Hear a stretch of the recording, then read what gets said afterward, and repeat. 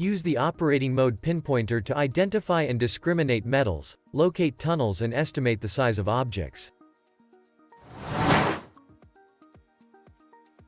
Connect the super sensor and choose the operating mode pinpointer. Be sure that you hold the probe above neutral soil when starting the scan.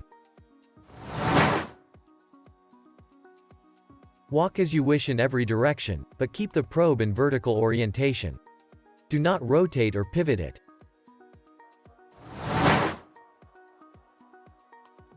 You may apply an additional ground balance by clicking on the ground balance icon in the lower right corner. Move the super sensor slowly above your target object. Try to capture the complete object by scanning beyond the edges of it. Repeat this several times to get a clear signature of your target.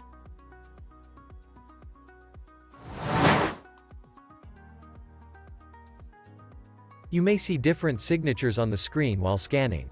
These different signatures show you specific characteristics of any target. The combination of positive and negative signatures indicate ferromagnetic metals like iron. Positive signals in red indicate non-ferrous metals, for example jewelry made of precious metals. Negative signals in blue indicate non-metallic targets such as voids, tunnels, pipes or boxes.